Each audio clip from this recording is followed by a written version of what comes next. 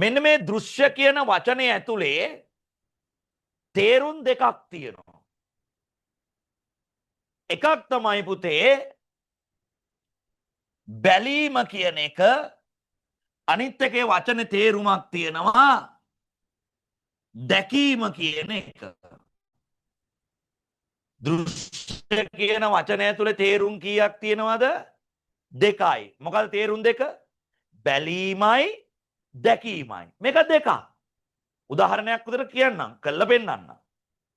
දැන් පුතාලා හිතන් ඉන්න මෙතන පුතාලා ඔහම වාඩිලා ඉන්නවා. මෙතන තියෙන්නේ මේ පාරක්.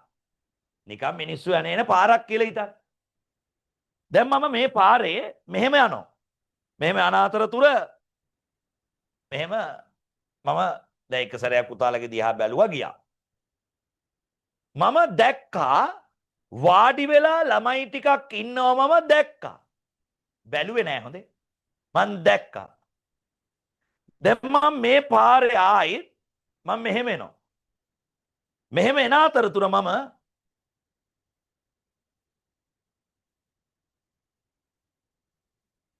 දැන් මේ කරන්නේ මොකද්ද?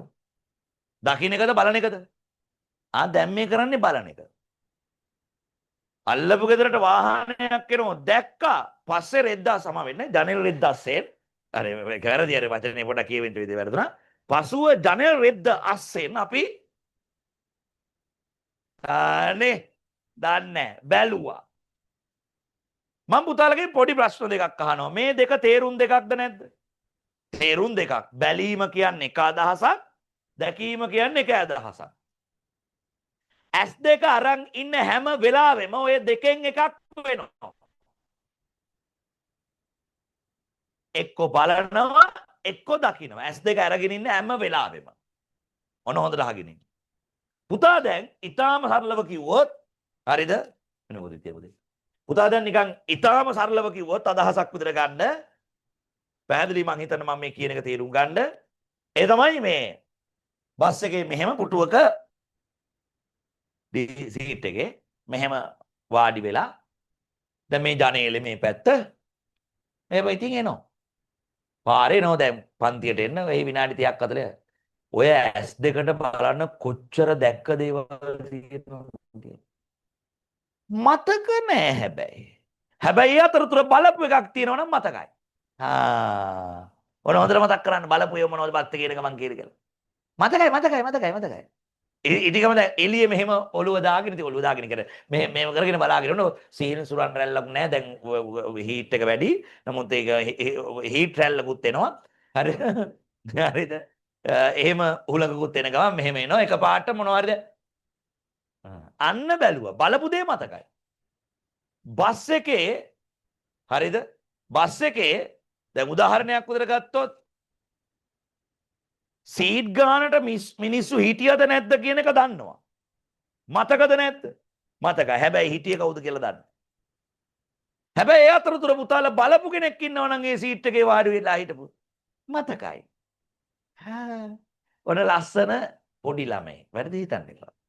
ලස්සන පොඩි ළමෙක් ඔය සීට් එකේ වාඩිලා එහෙම ඉන්නවා. එහෙම නැත්නම් හිටගෙන මෙහෙම ඉන්නවා. පුතා ඒ පොඩි එකාගේ දිහා බලාගෙන හිටියා.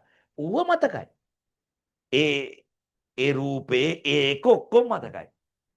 බලපු දෙයක් මතකකට යන ප්‍රවණතාවය වැඩි දඩුද? වැඩි. හැබැයි දැකපු දෙයක් මතකකට යන ප්‍රවණතාවය අඩුයි. දැන් පුතාලා වැඩි ඕනේ නැහැ පුතේ. පුතාලා පන්ති ඉවර කළා ටවුන් එකට යනකොට කොච්චර බෝට් එකක් දකින්නවද බලන්න. කඩවල් ගාව ගහපු පෝන් කඩවල් ගාපු ගහපුව. එක නැත්තම් මේ S2ට මම ඒකනේ කිව්වේ මේක විවෘතව තියෙන හැම වෙලාවෙම මේ දෙකෙන් එකක් වෙනවා. හැබැයි අපිට මතකයකට වැඩිපුරම යන්නේ තොරතුරු දැකපු ඒව නෙමෙයි මොනවද පුතේ? බලපු දේවල්.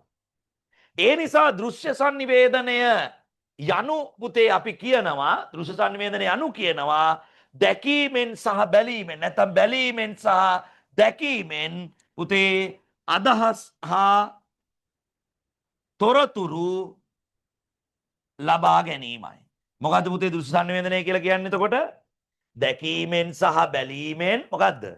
අදහස් සහ තොරතුරු ලබා ගැනීම. හැබැයි මට දැන් තව පොඩි ප්‍රශ්නයක් තියෙනවා. බැලීමටයි දැකීමටයි පාදක වෙන්නේ අපේ මොන ඉන්ද්‍රියද? කනනේ. එහෙනම් ඇසද හරි. එහෙනම් ඊටාම පැහැදිලි මෙන්න මෙහෙම අපිට ගන්න වෙනවා. එහෙනම් අපි මේක කියනවා ඇස මූලික කොටගෙන මොකද අපි කරන්නේ? බැලීමෙන් සහ දැකීමෙන්. මොකද මූලික කරගන්නේ? ඇස මූලික කොටගෙන බැලීමෙන් සහ දැකීමෙන් අදහස් සහ තොරතුරු ලබා ගන්නවා නම් අපි ඒකට කියන මොකක් කියලාද පුතේ? දෘශ්‍ය sannivedanaya කියලා.